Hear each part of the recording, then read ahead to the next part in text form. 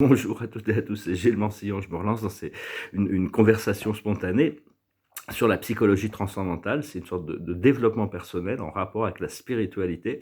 Juste offrir quelques idées, quelques perspectives. Je suis curieux de connaître vos idées. Si vous voulez me laisser un commentaire sur ces choses dont je discute ici. Je vous remercie de souscrire, d'aimer, de partager aussi. J'espère que c'est agréable de voir que de plus en plus de gens vont s'intéresser à ces choses euh, sur l'aspect de cette psychologie transcendantale. Il y a vraiment une opportunité actuellement dans ce de vraiment pouvoir se sortir de beaucoup de choses pour arriver dans une nouvelle vie, quelque chose de complètement différent. Et je vous remercie pour vos dons. Si vous voulez une session privée, vous pouvez m'envoyer un email. Et donc, je, je vais savoir que bon, on est déjà réveillé, on est déjà conscient. Hein, comprendre que bon, au plus les gens se réveillent, au plus ils sont conscients, au plus on s'aperçoit que la volonté des peuples est complètement en désaccord avec la volonté des leaders qui cherchent à imposer un narratif. Et donc c'est pour ça qu'ils essaient de mettre des lois comme quoi personne qui n'a le droit de les opposer. Hein, mais bon, le principe de la démocratie, c'est que tout le monde puisse exprimer son opinion.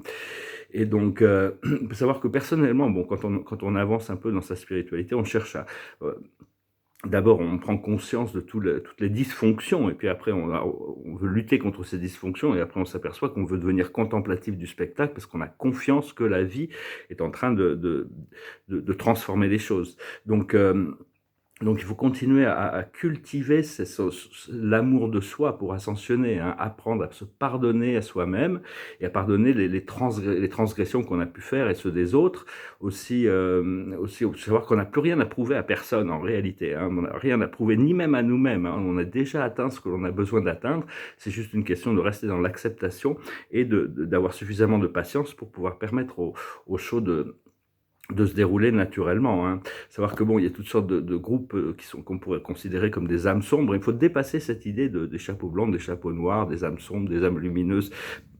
Au bout d'un moment, on devient contemplatif, ce qui nous permet d'arbitrer sur les choses, de voir d'être lucide sur les choses, savoir que toutes ces âmes sombres ont sacrifié leur propre réalité pour pouvoir offrir une opportunité à l'humanité de se réveiller, de se reconnaître eux-mêmes comme étant l'amour. Parce que sinon, on aurait continué toujours dans l'ignorance, sans jamais se réveiller. Ça a forcé un réveil collectif.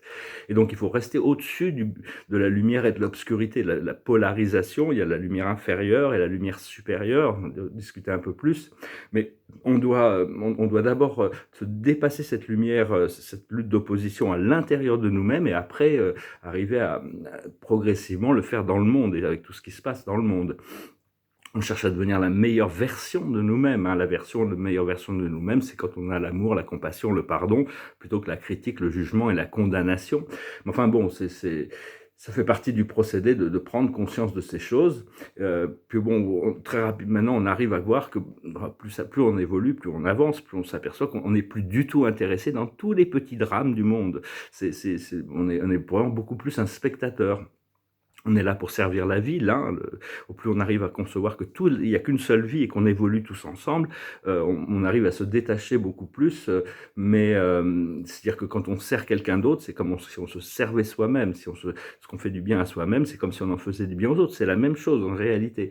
C'est juste une seule conscience, hein, donc si on fait du mal à une personne, c'est comme si on faisait du mal à toutes les autres. Si on fait du bien à une personne, c'est comme si on en faisait bien à toutes les autres. Donc continuez, n'ayez aucune peur. C'est important de continuer à partager votre lumière, à guider votre environnement vers quelque chose, offrir des possibilités quand ils sont prêts à les recevoir. Continuez à y avoir besoin d'être un mentor pour la vie autour de nous. Hein, continuez à guider. Aussi, on a aussi des guides spirituels, un maître guide. Vous pouvez aussi appeler n'importe quel un archange ou un autre maître, tant que vous ne connaissez pas votre maître guide, mais donc pouvoir savoir que bon, il y a des présences invisibles qui nous guident aussi, et, euh, et on doit harmoniser notre côté intuitif, le cerveau droit, et le côté logique, le cerveau gauche, féminin et masculin, pour activer le troisième cerveau, le cérébellum, qui nous connecte à la cinquième dimension, qui nous donne toutes sortes d'accès où il n'y a plus aucune polarité. L'ascension, ça ne veut pas dire qu'on va quitter notre corps physique, mais notre mental et notre émotionnel seront harmonisés dans chaque moment présent. Et donc, parce que tout ce monde de pouvoir, il faut savoir, ça va s'écrouler de toute manière, hein. Il y a déjà à Washington DC, le pouvoir s'est écroulé. À Londres, là, ça vient de s'écrouler. Maintenant, il y a plus que Rome on attend de voir comment ça va se passer. Mais bon, la boîte de Pandore est ouverte, hein. C'est-à-dire, on pourra pas, le chat est sorti du sac, hein. Ça y est, on peut pas remettre les choses dans la boîte, dans le sac. Donc, toutes les révélations vont arriver. Ça va être plein de choses qui vont se sortir. Ce qu'il faut, c'est vraiment y aller un pas après l'autre. Y aller tout doucement, un pas après l'autre. C'est comme un escalier qui monte au ciel, le Stairway to Heaven. C'est-à-dire une marche après l'autre. Si on ne peut pas sauter d'un... Par contre, ce flash solaire dont on parle, c'est un peu comme un ascenseur cosmique. Mais ça ne peut se passer que comme c'est-à-dire que tout d'un coup, pouf, on n'a pas besoin de passer par l'escalier, on est monté d'une dimension carrément. Donc, mais ça ne peut se passer que quand on est prêt, hein, parce que sinon, ça serait brutal sur nos sens. Et donc, il faut ajuster notre comportement et notre attitude apprendre aussi avec nos visions, avec nos rêves, avec nos aspirations, hein. Il faut arriver à s'adapter. Est-ce que de ne pas avoir peur du succès, peur de réaliser nos rêves aussi, c'est des peurs inconscientes petit à petit, elles sont en train de se débrancher toutes les peurs. Et ne pas avoir peur d'aller dans les ombres, dans le côté sombre de nous-mêmes pour pouvoir le transmuter, hein. Quand on arrive à rencontrer nos peurs et les transmuter, et porter de l'amour à toute cette partie de nous-mêmes qui a la peur, dans nos faiblesses, c'est dans nos faiblesses qu'on va trouver la force, c'est dans la peur qu'on trouve l'amour, parce que ça libère des choses qu'on a besoin de libérer pour arriver dans cet état de samadhi, cet état de bien-être permanent. Et donc, au-delà des mondes polarisés, de la troisième et de la quatrième dimension. Mais enfin, quand on se prend conscience de toutes sortes d'erreurs qu'on a pu faire, il ne faut pas partir dans une vendetta contre nous-mêmes, hein. Il faut se pardonner à soi-même, savoir que tout ça, c'était des expériences. Il n'y avait rien à pardonner en réalité, puisque tout est expérience, tout est leçon. Et donc, on va aussi rentrer dans la connaissance de l'arbre de la vie, la loi de l'un, hein. Beaucoup de l'éducation du futur va devoir inclure ces choses-là, hein. Et donc, pour ça, bon, les plus hauts enseignants, ils vont pouvoir commencer. Il y a des enseignements du monde spirituel, les enseignements des Melchizedek, les enseignements des archanges, les enseignements des maîtres ascensionnés. Tout ça va devoir rentrer dans la conscience collective après l'ascension, enfin après la libération. Et après ça va être tout un procédé graduel, parce qu'il n'y a pas de limite dans la spiritualité non plus, hein. Il y aura toujours des choses nouvelles à apprendre, mais enfin bon, on commence vraiment à se sentir délivré. Et par contre, bon, donc c'est bien d'aller chercher dans nos faiblesses, notre force se trouve dans nos faiblesses, seulement il ne faut pas l'exposer au monde, hein. Il ne faut pas exposer nos faiblesses, parce que sinon le monde peut s'en servir, peut trouver une justification de jugement, de critique, et donc ça ne fait que nous ralentir. Il faut savoir aussi qu'il y a des technologies extraterrestres négatives qui poussent qui arrivent à utiliser toutes ces parties de faiblesse à l'intérieur de nous pour faire baisser notre fréquence émotionnelle. Donc ne payez pas attention toutes ces choses, des fois des choses qui remontent, qui sont extrêmement négatives, sur des parties de faiblesse ou des mémoires ou des choses, c'est complètement artificiel, hein. Ça n'a rien à voir avec vous et ce que Dieu veut pour vous, hein. Il est vraiment connecté avec l'amour, la lumière, lâcher prise, respirer. Le salut vient de l'intérieur, hein. C'est pas comme si quelque chose les choses de l'extérieur viennent quand les choses intérieures quand le procédé intérieur est résolu. Donc c'est vraiment, on doit retrouver notre pouvoir, le pouvoir de la magie. Et donc parce que dans le monde physique, c'est la pensée qui doit devenir une action pour avoir un résultat. Dans le monde de la cinquième dimension ou au-delà, c'est la pensée qui devient directement une manifestation. Donc c'est une science supérieure, hein, la connaissance de la vérité et des lois cosmiques. Au plus on s'élève dans la loi cosmique, au plus notre pouvoir de manifestation et notre pouvoir d'intégration de la vie devient importante. On va continuer à recevoir, connaître, comprendre ces lois cosmiques. Et donc, on se rapproche aussi d'un premier contact complet, hein. C'est comprendre que quand on parle de civilisation galactique, il y a toutes sortes de civilisations galactiques. Chacune a vraiment ses spécificités, ses signatures énergétiques, ce qu'elle peut nous apporter. Bon, personnellement, je travaille beaucoup avec les Pléiades, Sirius, mais Arcturus aussi, hein, depuis toujours. J'aime bien parce qu'Arcturus, c'est vraiment le point d'équilibre entre le monde intérieur et le monde extérieur. C'est une sorte de zone médiane entre le monde spirituel et le monde matériel. Et donc, et comprendre que dans l'univers, il y a beaucoup plus de civilisations qui sont dédiées à la lumière, qui suivent la voie divine, hein, la voie du Christ, que les autres. Hein. Les négatifs sont très, très minoritaires. C'est comme sur Terre, ils sont très minoritaires. Mais enfin bon, ils ont un peu pris une sorte de pouvoir ici sur Terre, et tout revient sur l'opinion publique. Je vais rebondir un peu là-dessus, parce que l'opinion publique, c'est un petit peu, c'est contrôlé. Quand on regarde les shows à la télévision, je me souviens d'un show quand j'étais enfant qui s'appelait Le Manège Enchanté. C'est un peu ça, hein, les informations, c'est le manège enchanté, c'est pour endormir les enfants. Donc, cette opinion publique, elle a toujours été manipulée pour créer deux côtés qui s'opposent. La droite, la gauche, les républicains, les démocrates, bon, il y a tout ça pour qu'ils continuent à maintenir le status quo. Mais dans certains cas, comme on peut unifier l'opinion publique autour d'une cause, comme cette guerre qu'ils font en Ukraine.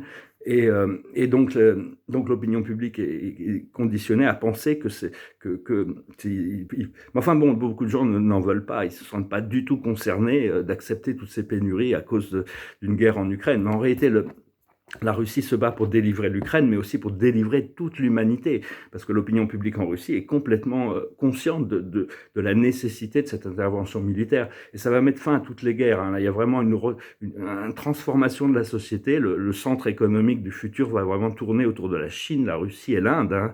C'est là où il y a le plus de population, le plus de ressources aussi. Et donc, parce que même la Russie, ils sont assez cool, hein, parce qu'ils pourraient très bien arrêter les exportations d'uranium. Et là, c'est fini, plus d'électricité aux États-Unis, plus d'électricité en Europe, hein, tout ça, ça s'arrête hein, d'un seul coup. Mais enfin bon, tout ça, à la fin, on les remerciera, parce que des événements vont arriver pour permettre à la vérité de sortir, et donc ça va libérer le monde, parce que l'opinion publique va changer, va être transformée. Et donc...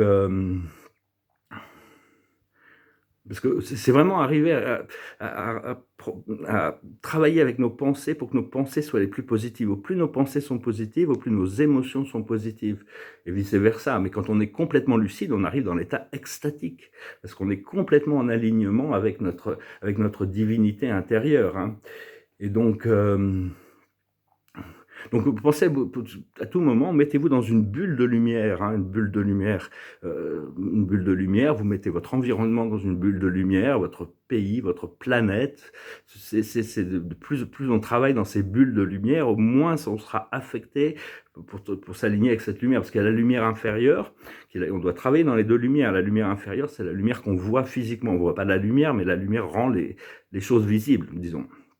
Quand elle se reflète sur un objet, on la permet de la voir. Ça, c'est la lumière métatronique, la lumière polarisée. Puis il y a la lumière supérieure. La lumière supérieure est conditionnée au plus on ouvre notre troisième œil, si vous ne pouvez pas la voir, continuez à la cultiver et l'appeler. Ça va finir par arriver. Arrêtez le fluor dans votre dentifrice surtout, parce que ça calcifie la glande pinéale.